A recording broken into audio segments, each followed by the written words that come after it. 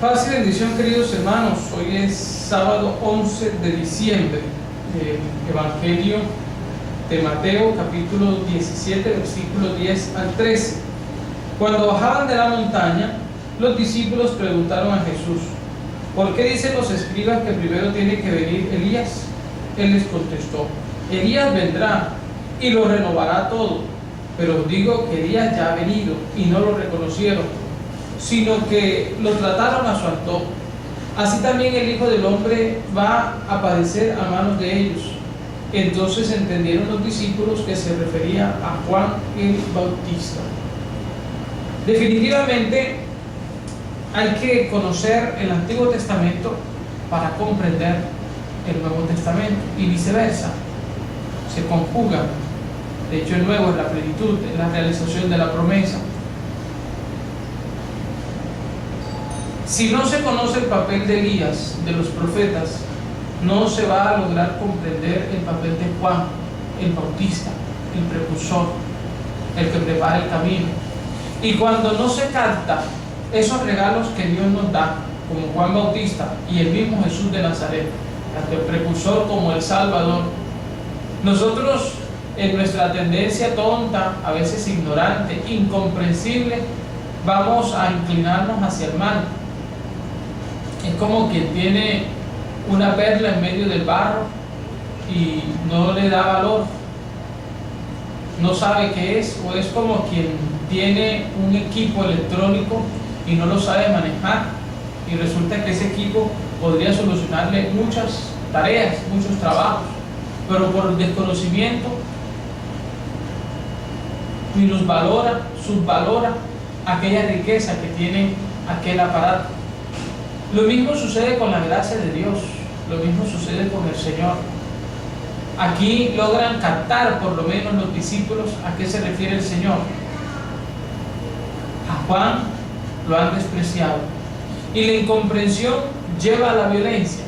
Lo que le queda al perdido cuando no entiende, cuando no comprende, cuando no capta, es el fracaso, y ese fracaso lo va a llevar a la violencia. La violencia que es producto de envidia, es producto del egoísmo. ¿Cuánta gente haciendo el bien y no los vemos como cooperadores, sino como enemigos? Yo le invito a usted, querido hermano, que cuando llegue un profesor bueno y usted es profesor, lo valore. O si al centro de salud llega un médico bueno y usted es bueno, bendito sea el Señor, ya son dos. Lo mismo hay que comprender en todos aquellos que proclaman la buena nueva de salvación. Nos libre el Señor de ver a los demás como enemigos, a menos que siempre la cizaña, el egoísmo, y sin embargo el Señor nos invita siempre a perdonar, a ser razonables, a ser justos, comprensivos, en la medida que tengamos espiritualidad de comunión, en la medida que valoremos los dones del otro y sobrellevemos las incapacidades o las flaquezas del otro, entonces vamos a crear un ambiente propicio para la convivencia, la solidaridad, la ayuda mutua, la comprensión, el compartir. No deben ser palabras bonitas, palabras de cajón, sino que debe ser una realidad manifiesta. Y para que eso se dé, hay que comprender. Pienso que esa es la palabra clave: comprender, captar, entender.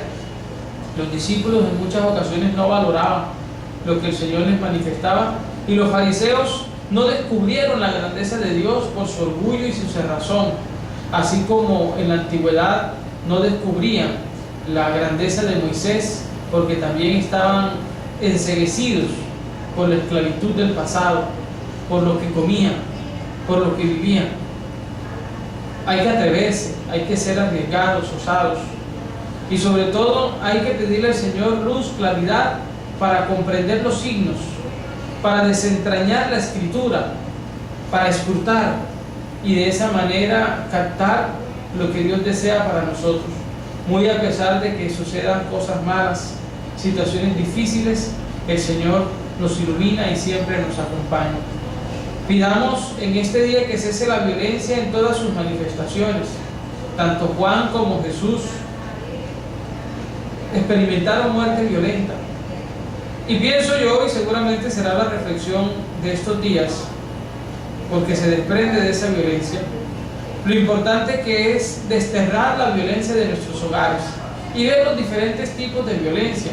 Nosotros tenemos violencia médica, cuando al profesional no le tiene paciencia a su paciente, valga de pronto la redundancia.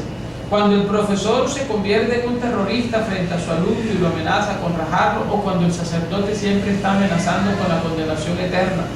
Cuando el conductor acelera sin tener en cuenta la señora, los niños o los adultos, no importa la edad que tengan. Cuando la autoridad tiene abuso de poder. Cuando nosotros mismos, por dietas exageradas, operaciones riesgosas, hacemos violencia contra el cuerpo. Cuando nos sometemos a ritos, a exorcismos, entre comillas, que también nos matan y nos dañan. Entonces nos damos cuenta que la violencia es un pulpo que tiene muchos tentáculos, que no solamente está en la selva, de manos de paramilitares, guerrillas, de manos de incluso mismos militares, sino que también en nuestros hogares, donde deben hacer la paz, el amor, la armonía, y es el corazón. En uno mismo, cuando está en paz con Dios, uno es un ministro de paz.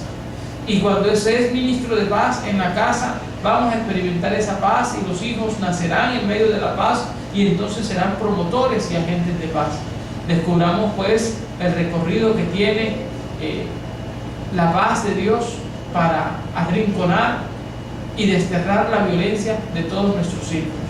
Que el Señor nos ilumine y nos llene de su santa paz. Amén.